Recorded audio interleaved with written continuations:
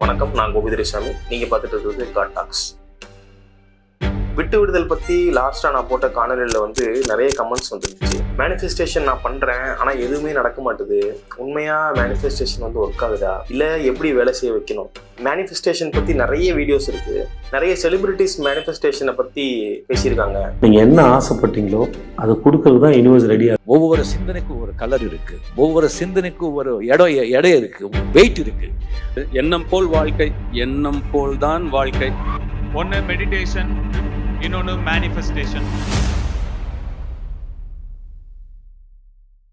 ஏன் அவங்களுக்கு நடக்குது, நமக்கு நடக்கல? இந்த வீடியோவில் மேனிஃபெஸ்டேஷன் ஒர்க்காக ஒரு ஸ்பெசிஃபிக்கான விஷயத்த ஓப்பனாக சொல்ல போகிறேன். எனவே இந்த வீடியோ ஃபுல்லாக பாருங்கள். மேனிஃபெஸ்டேஷன் வேலை செய்யாமல் போகிறதுக்கான முழு காரணம், அந்த காரணமே நீங்கள் தான். நீங்கள் ஒரு விஷயத்தை கவனிச்சிருக்கீங்களா? நம்ம எதையாவது துரத்துனா அது நம்மளை விட்டு தூரம் போயிட்டே இருக்கும். நம்ம வாழ்க்கையில் இருக்கிற பெரும்பாலான tension, fear, anxiety, worry, over thinking, இதுக்கு எல்லாத்துக்குமே ஒரு ரூட் காஸ் இருக்குது. அது என்ன அப்படின்னா அட்டாச்மெண்ட் தான் எல்லா சஃபரிங்க்கும் ரூட் காஸ். நம்ம வாழ்க்கையில் பல விஷயங்கள் நம்ம கண்ட்ரோலே இல்லை. ஆனால் நம்ம மைண்டு எப்போவுமே ஃப்யூச்சரில் நடக்க போகிற ஒரு ரிசல்ட்டை கண்ட்ரோல் பண்ணிக்கிட்டே இருக்கணும்னு ஆசைப்படுது. இது நடந்தாகணும், இது எனக்கு கிடைக்கணும், இது மிஸ் ஆகக்கூடாது, இது எனக்கு இப்படி தான் நடக்கணும் இப்படின்னு சொல்லிட்டு ஒரு ஸ்பெசிஃபிக்கான ஒரு ரிசல்ட்டுக்காக நம்ம ஏங்கிக்கிட்டே இருக்கோம். அதனால் நம்மளை பல நேரங்களில் பாதிக்கிறது அந்த சூழ்நிலை இல்லை, அந்த சூழ்நிலை மேலே நம்ம வச்சிருக்கிற அட்டாச்மெண்ட். ஃபியூச்சர்ல என்ன ஆகும்னு யோசிக்க ப்ரெசன்ட் மூமெண்ட்டே நம்ம இழந்துடுறோம். நமக்கு கண்ட்ரோல் இல்லாத விஷயங்களை கண்ட்ரோல் பண்ண முயற்சி பண்றோம். அங்கதான் பிரச்சனையே உருவாகுது. அதுதான் ப்ரெஷர் உருவாக்குது, அதுதான் உங்களுக்கு கஷ்டத்தை உருவாக்குது, அதுதான் மேனிஃபெஸ்டேஷனையும் ஒன்றும் இல்லாமல் பண்ணுது. ஸோ நீங்கள் முதல்ல புரிஞ்சிக்க வேண்டிய விஷயம் என்னன்னா, உங்களுக்கு மேனிஃபெஸ்டேஷன் நடக்கணும் அப்படின்னா, நீங்கள் ஆசைப்பட்டது கிடைக்கணும் அப்படின்னா, நீங்கள் ஃபஸ்ட்டு பண்ண வேண்டிய ஒரு விஷயம், ரிசல்ட் மேலே நீங்கள் வச்சிருக்கிற எமோஷனல் அட்டாச்மெண்ட்டை தூக்கி போடுறது. ஃபார் எக்ஸாம்பிள், யூடியூப்பில் நான் ஒரு வீடியோ அப்லோட் பண்ணிட்டேன்.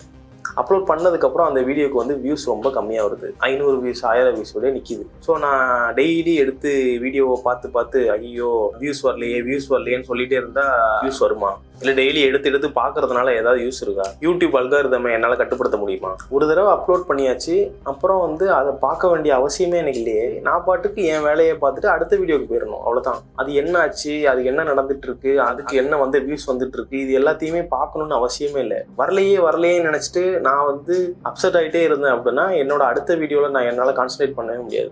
ஒரு தடவை நடந்து முடிஞ்ச ஒரு விஷயத்த திரும்பி பார்க்க வேண்டிய அவசியமே கிடையாது. நீங்கள் என்ன வேலை செய்கிறீங்களோ அந்த வேலையை செஞ்சுட்டு போயிட்டே இருங்க. அட்டாச்மெண்ட் அதிகமாக இருக்கிற இடத்துல கவலை இருக்கும், பயம் இருக்கும். அதுதான் உங்களோட மேனிஃபெஸ்டேஷனை நடக்க விடாமல் பண்ணுறதுக்கு முழு ரீசன்.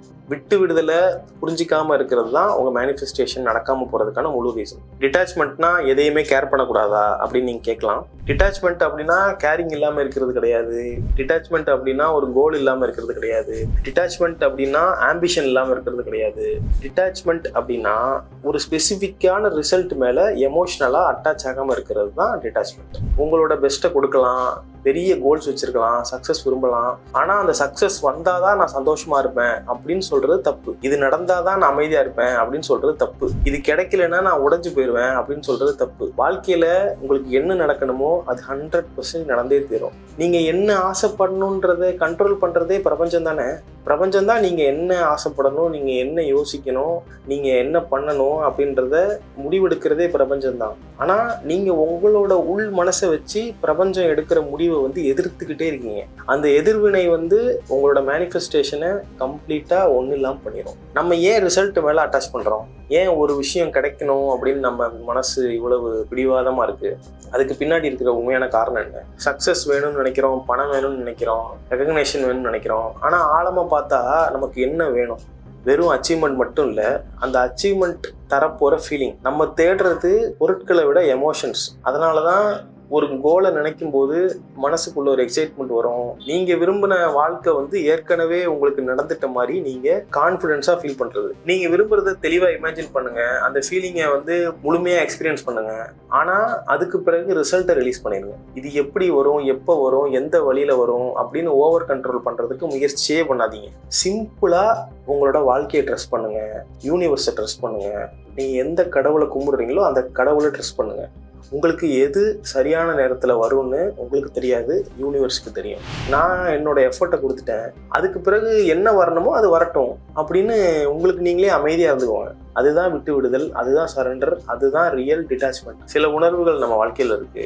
அவமானம், குற்ற உணர்வு, இழப்பு, வேதனை, பயம், பதட்டம், கவலை, கோபம், பேராசை, இந்த மாதிரியான லோ ஃப்ரீக்வன்சி உணர்வுகளை நம்ம சிக்கிட்டோன்னு வைங்களேன், நம்மளோட ஆற்றல் வந்து மெதுவாக கம்மியாகும், மனசு தெளிவாக யோசிக்காது, அழுத்தம் அதிகரிக்கும், வாழ்க்கையே ஒரு போராட்டம் மாதிரி இருக்கும். இதுக்கெல்லாம் காரணம் வந்து இந்த லோ ஃப்ரீக்வன்சி அதிர்வெண்களை நம்மளோட மனசு வந்து ரொம்ப ஈஸியாகவே அட்ராக்ட் பண்ணிடும். மேனிஃபெஸ்டேஷன் ரியலுக்கு வர்ற ப்ராசஸ் நடக்கும்போது நீங்கள் நினச்ச உங்களுக்கு தேவையான வாழ்க்கையை நீங்கள் அடைய போகிறதுக்காக இப்போ இருக்க ஒரு சில விஷயங்கள் வந்து உங்களை விட்டு போகலான்னா அது என்ன வேணா இருக்கும்.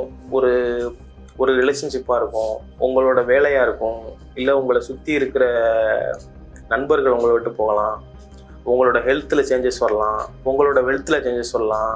1 கோடி ரூபா வேணும்னு சொல்லிட்டு நீங்கள் மேனிஃபெஸ்டேஷன் பண்ணிட்டீங்கன்னு வைங்களேன், இப்போ இருக்கிற அந்த சிச்சுவேஷனில் இருந்துட்டு நீங்கள் 1 கோடி ரூபா உங்களால் சம்பாதிக்க முடியாது அப்படின்றது யூனிவர்ஸ்க்கு ஏற்கனவே தெரியும். அதனால் உங்களோட வேலை உங்களை விட்டு டக்குன்னு போயிடலாம். அது எப்படி அப்படின்னு உங்களுக்கு அண்டர்ஸ்டாண்ட் ஆகாமல் இருக்கும். மேனிஃபெஸ்டேஷன் நடக்கணும்னா வாழ்க்கையில் ஒரு மாற்றம் வரும், அதுக்கு நம்ம தயாராக இருக்கணும். இந்த முடிவு கிடைச்ச பிறகுதான் நான் சந்தோஷமாக இருப்பேன் அப்படின்னு நினைக்காதீங்க. அதுக்கு பதிலாக அந்த இலக்கை நோக்கி போகிற ஒரு நாளையும் ஒரு செயலையும் லவ் பண்ணி செய்ய ஆரம்பிங்க. நம்மளால் கட்டுப்படுத்தக்கூடிய விஷயங்கள் வந்து ஒரு சிலது தான். நம்மளோட எண்ணங்கள், நம்மளோட முயற்சி, நம்மளோட செயல்கள், இதை மட்டும் நம்மளால் நேரடியாக கட்டுப்படுத்த முடியும். அடுத்தவங்களோட செயல்கள் நம்ம கையில் இல்லை, வெளியில் நடக்கிற சூழ்நிலைகள் நம்ம கையில் இல்லை, நாளைக்கு என்ன நடக்கும் அப்படின்றது நம்ம கையில் இல்லை. சில நேரங்களில் நம்ம எவ்வளவு முயற்சி செஞ்சாலும் முடிவு நம்ம எதிர்பார்த்த மாதிரி வராமல் கூட போகலாம். நம்மளால் கட்டுப்படுத்த முடியாத விஷயங்களை கட்டுப்படுத்த முயற்சி பண்ணும்போது தான் உங்களோட மேனிஃபெஸ்டேஷன் பலனளிக்காமல் போகுது. எல்லா விஷயங்களையும் வலுக்கட்டாயமாக நடக்க வைக்கணுன்ற அவசியம் இல்லை. சில நேரங்களில் அக்செப்ட் பண்ணணும், சில நேரங்களில் சூழ்நிலைக்கு ஏற்ப நம்ம மாற்றிக்கணும், சில நேரங்களில் பொறுமையாக காத்திருக்கணும். ஆல் இஸ் வெல் அப்படின்னு சொல்கிறது வந்து வெறும் பாசிட்டிவ் திங்கிங் மட்டும் கிடையாதுங்க. அது ஒரு ஸ்டேட் ஆஃப் அக்செப்டன்ஸ்.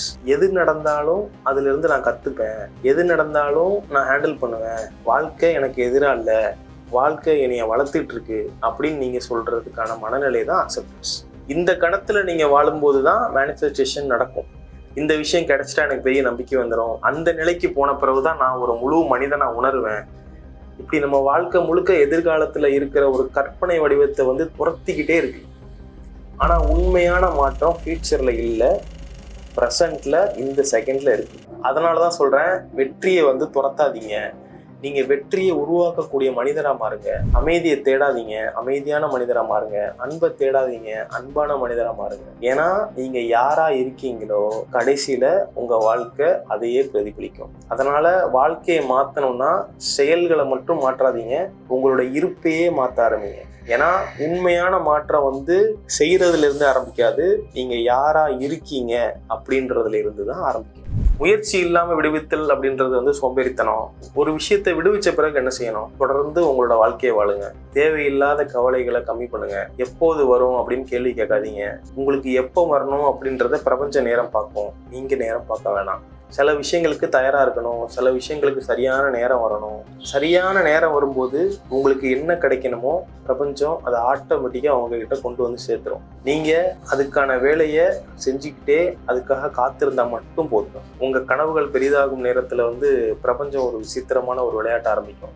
உங்களை சுற்றி இருக்கிற மனுஷங்கள் கொஞ்சம் கொஞ்சமாக கம்மியாக ஆரம்பிப்பாங்க. நீங்கள் பேசுகிற வார்த்தைகள் கம்மியாக ஆரம்பிக்கும். பிரபஞ்சம் உங்களை அடித்து உட்கார வைக்கும். யாருமே இல்லாத தனிமையில் நீங்கள் நிற்கிற மாதிரி ஒரு சூழ்நிலையை உருவாக்கும். சுற்றி இருந்த சத்தங்கள் எல்லாமே அமைதியாக மாறும். இது எல்லாமே கர்மாவோட வடிகட்டல். உங்கள் வாழ்க்கையிலேருந்து விலகி போனவங்க வந்து உன்னை விட்டுட்டு போனது வந்து உனக்கு தண்டனை இல்லை, அவர்களுக்கான பாடம் வந்து உன்னோட முடிஞ்சிருச்சு. அதனால தான் அவங்க உன்னை விட்டு விலகி போயிருக்காங்க. நீ தனியாக நடக்கும்போது தான் பிரபஞ்சம் உன்னோட சில குறிப்புகளாக பேச ஆரம்பிக்கும்.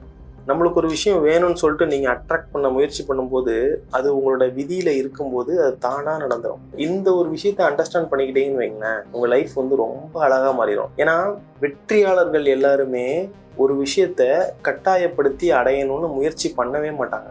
தன்னோட தகுதியை வளர்த்துக்கிட்டே இருப்பாங்க. தங்களுக்கு வர வேண்டியது சரியான நேரத்தில் வந்து சேரும் அப்படின்னு நம்பி வாழ்வாங்க.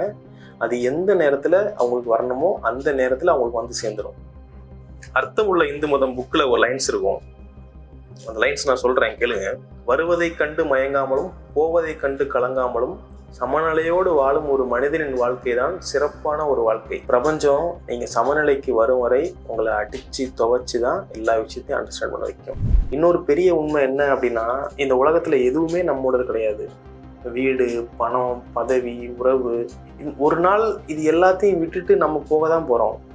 எதுவுமே இங்கே நிரந்தரம் இல்லை, எதுவுமே இங்கே நிலைச்சிருக்க போகிறதில்ல. இந்த உண்மையை முழுசாக புரிஞ்சுக்கிற வரைக்கும் வாழ்க்கை நமக்கு தொடர்ந்து பாடம் கற்றுக் கொடுத்துட்டே தான் இருக்கும். சில நேரங்களில் அது ஒரு இழப்பாக வரும், சில நேரங்களில் அது ஒரு தோல்வியாக வரும், சில நேரங்களில் அது ஒரு பிரிவாக வரும். ஆனால் ஒரு முறையும் வாழ்க்கை கேட்குற ஒரே கேள்வி, இப்போயாவது உனக்கு புரிஞ்சுதா? ஒன்று நீங்கள் வாழ்க்கை கற்றுக் கொடுக்குற பாடத்தை அண்டர்ஸ்டாண்ட் பண்ணிக்கோங்க, இல்லைன்னா வாழ்க்கை உங்களுக்கு புரிய வைக்கும். எவ்வளவு நேரம் ஆனாலும் சரி, எத்தனை முறை நீங்கள் விழுந்தாலும் சரி, எத்தனை ஜென்மம் ஆனாலும் சரி, உங்களுக்கு புரிய வைக்காமல் இந்த பிரபஞ்சம் உங்களை சும்மாவே விடாது. அதனால் கொஞ்சம் அமைதியாக வாழுங்க, கொஞ்சம் அதிகமாக நேசிங்க, அதிகமாக அனுபவிங்க. ஏன்னா இந்த பயணம் நிரந்தரம் இல்லை, இந்த தருணம் மட்டுமே உண்மை. அதை முழுமையாக வாழ்ந்துட்டு போங்க. நீங்கள் ஆக விரும்புகிற மனிதராக முதல்ல உங்களுக்குள்ளே வாழ ஆரம்பிங்க. அந்த பர்சன் எப்படி யோசிப்பார், அந்த பர்சன் எப்படி ரியாக்ட் பண்ணுவார், அந்த பர்சன் எப்படி வாழ்க்கையை அப்ரோச் பண்ணுவார், அது இப்போ இருந்தே வாழ ஆரம்பிங்க. அதுக்கு பிறகு ஆக்ஷன்ஸ் நேச்சுரலாக வரும். அதுக்கு பிறகு ஆப்பர்ச்சுனிட்டிஸ் நேச்சுரலாக வரும், க்ரோத் நேச்சுரலாக வரும். உங்களோட மேனிஃபெஸ்டேஷன் ஆட்டோமேட்டிக்காக நடந்து முடிஞ்சிடும். அதனால் வாழ்க்கை முழுக்க எதையாவது துரத்திக்கிட்டே இருக்க வேண்டிய அவசியம் இல்லை. வாழ்க்கை எப்போவுமே திட்டமிட்டபடி தான் நடக்கணும் அப்படின்ற எதிர்பார்ப்பை விட்டுருங்க. நீங்கள் செய்கிற விஷயத்த முழு மனசோட செய்யுங்க. உண்மையான வளர்ச்சி வெளியே நடக்கிற விஷயங்களை கட்டுப்படுத்துறதுல இல்லை, உள்ளே இருக்கிற மனநிலையை அண்டர்ஸ்டாண்ட் பண்ணிட்டு அதை நீங்கள் கண்ட்ரோல் பண்ணுறதுல தான் உண்மையான வளர்ச்சி இருக்குது. அந்த திறமை மட்டும் வந்துட்டா வாழ்க்கை உங்களை எங்கே அழைச்சி செல்லணுமோ அங்கே தானாக அழைச்சிட்டு போயிடும். நீங்கள் அதோட போராட மாட்டீங்க, அதோட சேர்ந்து பயணிக்க ஆரம்பிப்பீங்க. ஏன்னா உண்மையான அமைதி வாழ்க்கையில் எல்லாத்தையும் கட்டுப்படுத்துறதுல இல்லை. எது வந்தாலும் அதை ஏற்றுக்கிட்டு அந்த அனுபவத்தை முழு மனசோட வாழ்கிறதுல தான் உங்களோட சக்ஸஸ் இருக்குது. அதுதான் பற்றற்ற நிலை, அதுதான் உள்ளார்ந்த சுதந்திரம், அதுதான் உண்மையான மன அமைதி, அதுதான் உங்களோட மேனிஃபெஸ்டேஷனை உங்களுக்கு கொண்டு சேர்க்கறதுக்கு யூஸ் பண்ண போகிற ஒரு மெத்தட். ஸோ மேனிஃபெஸ்டேஷன் உங்களுக்கு நடக்கணும் அப்படின்னா இந்த விஷயங்கள் எல்லாத்தையுமே பண்ணணும். இது எல்லாத்தையுமே பண்ணால் தான் நீங்கள் எதுக்கு ஆசைப்பட்டீங்களோ அந்த விஷயம் உங்களுக்கு கிடைக்கும். நீங்கள் ஆசைப்பட்டதை விட்டால் தான் உங்களுக்கு கிடைக்கும் அப்படின்றத அண்டர்ஸ்டாண்ட் பண்ணிக்கோங்க. மேனிஃபெஸ்டேஷன் ஏன் நடக்கலை, எதுக்கு நடக்கலைன்னு சொல்லிட்டு இனிமேல் கேள்வி கேட்காதீங்க. இந்த வீடியோ நீங்கள் ஃபுல்லாக பாருங்கள். உங்களுக்கு என்ன தோணுது அப்படின்றத கமெண்ட்ஸில் சொல்லுங்கள். காட் டாக்ஸ் சேனலை சப்ஸ்கிரைப் பண்ணிக்கோங்க, என்னை ஃபாலோ பண்ணுங்கள், என்னை நீங்கள் சப்போர்ட் பண்ணுங்கள். அப்போ தான் நான் இது மாதிரியான நிறைய வீடியோஸ் என்னால் போஸ்ட் பண்ண முடியும். நன்றி.